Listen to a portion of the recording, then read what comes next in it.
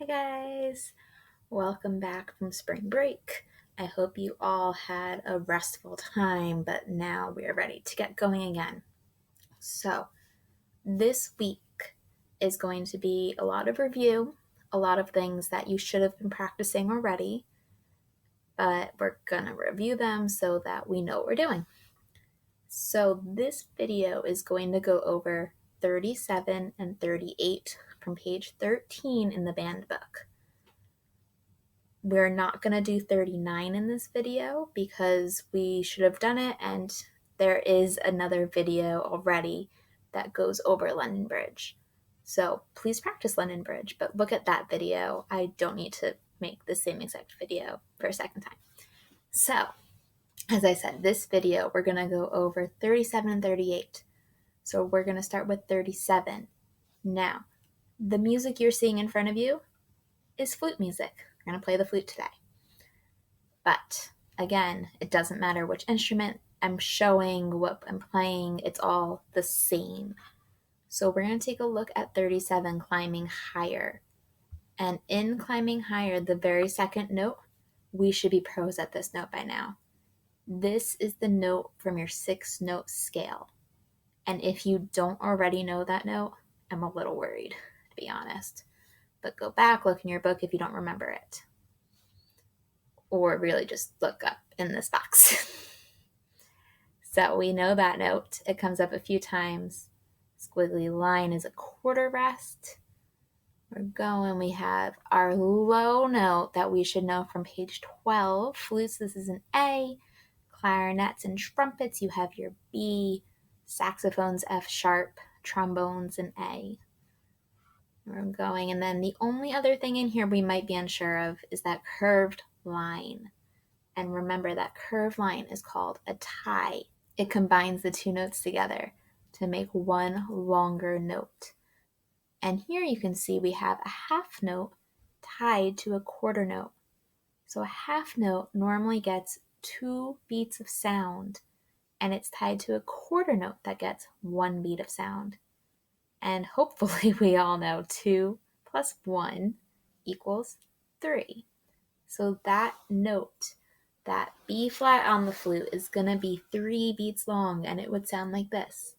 It would go 1, 2, 3, 4.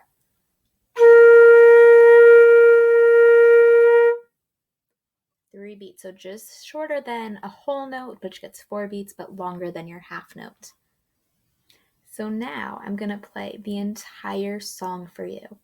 And as always, when you practice this, or any song, practice it in sections if you need. Play 2 measures at a time.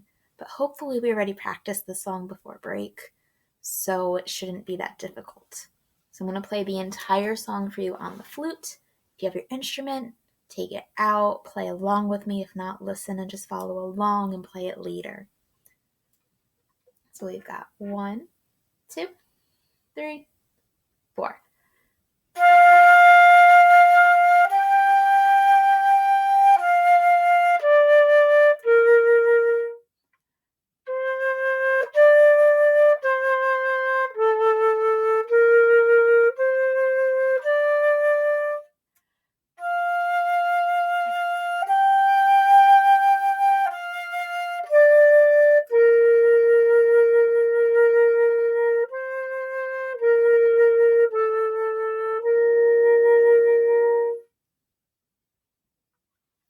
So that's number 37.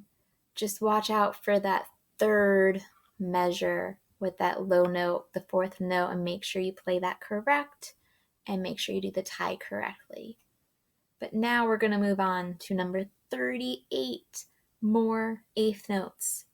And I hope we all remember our eighth notes. I hope we've been playing Dial Them Cabbage Down because that one's so much fun to play. And this one just is more eighth notes.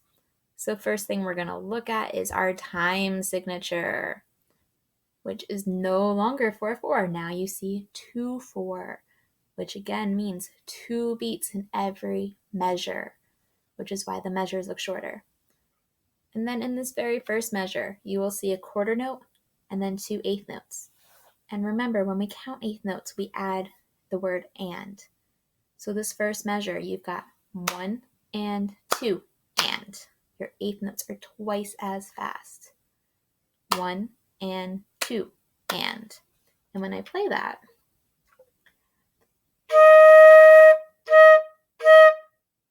and make sure you're tonguing your notes, otherwise this is going to be very, very difficult. So we've got a bunch of eighth notes in here, which is why it's called more eighth notes. In the middle of the fourth measure, you will see that comma. And remember, that comma is a breath mark. It's telling you it's a really good place to take a breath. It's not a rest. It's written above the music so that it's just make the first note a little shorter so you can take your breath. So I'm going to play for you all of 38. And again, I want you to follow along or play with me. And when you do play this, just be careful of where the eighth notes are. They come on beat 1 or beat 2. 1 and 2 and.